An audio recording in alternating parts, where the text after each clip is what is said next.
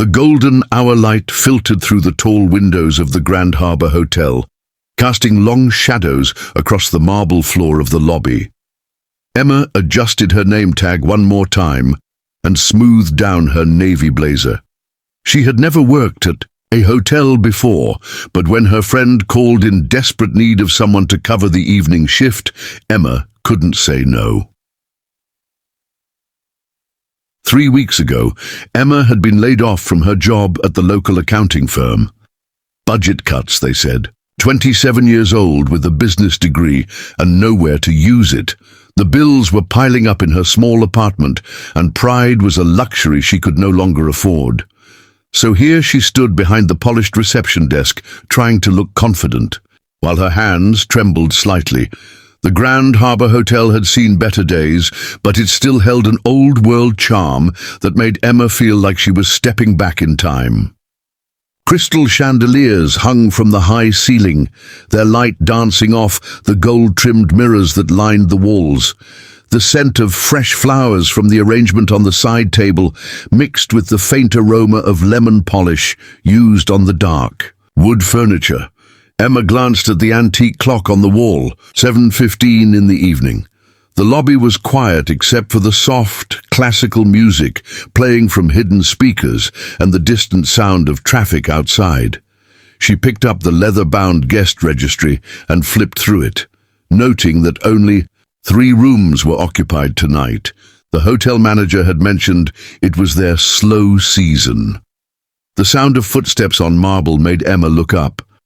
A man was walking through the revolving door, and something about him immediately caught her attention. He was perhaps in his early 40s, with kind eyes and an easy smile. His clothes were simple but well-made.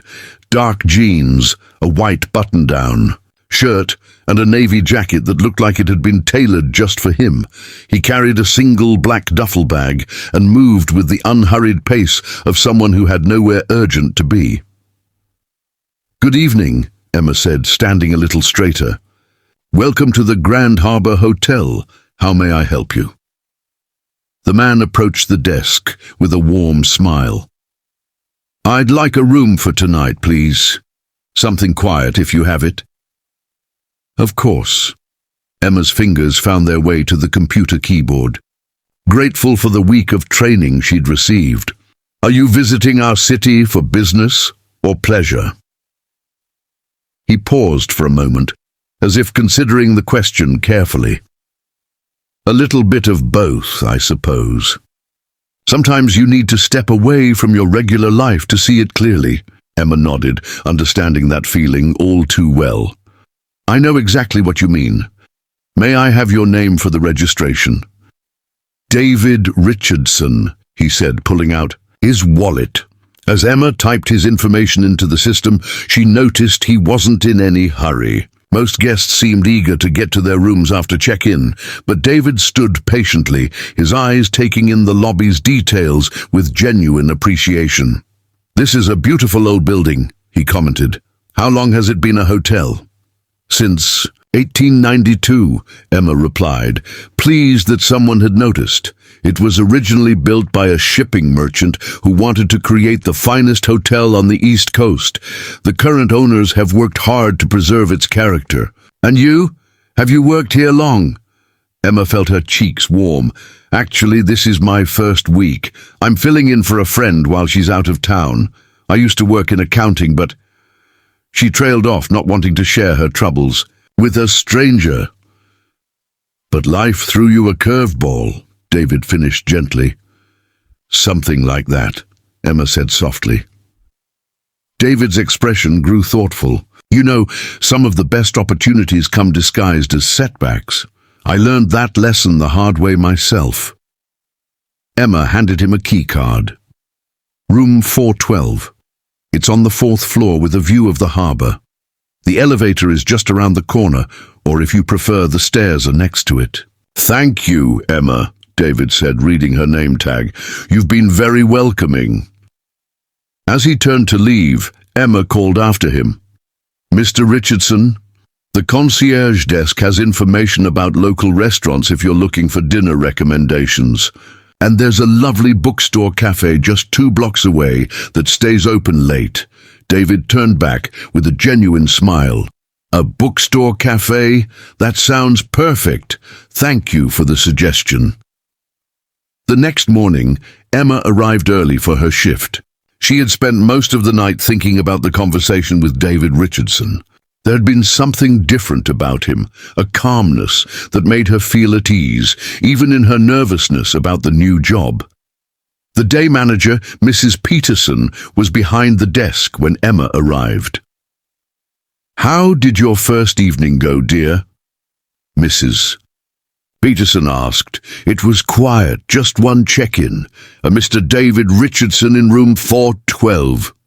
Mrs. Peterson's eyebrows raised slightly. "David Richardson?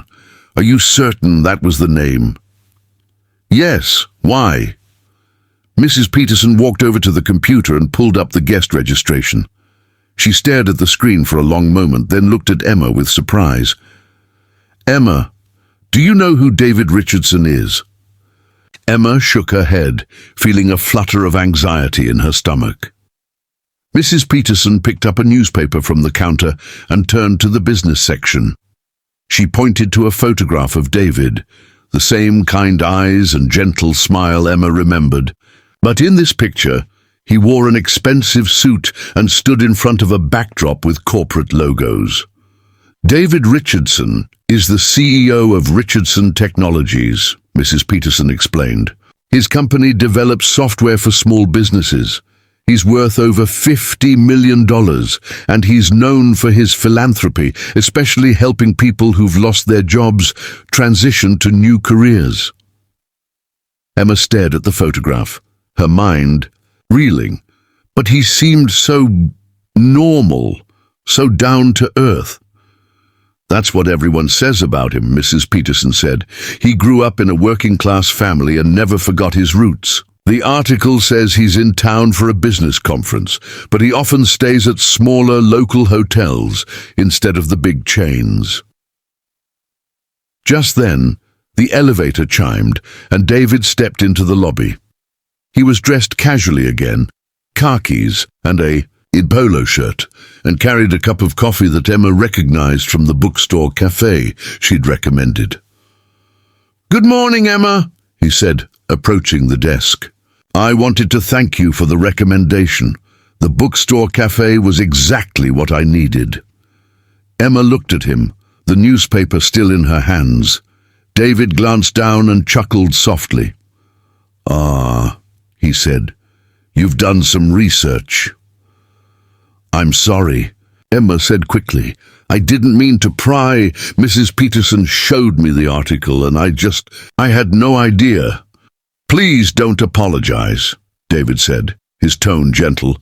"Do you know why I stayed here instead of the convention center hotel?" Emma shook her head. "Because places like this feel real," he explained, "and people like you treat me like a person, not a bank account. Last night was the first genuine conversation I've had in weeks."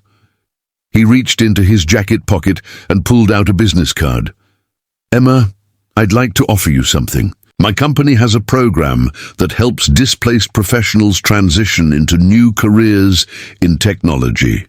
We provide training, mentorship, and job placement assistance.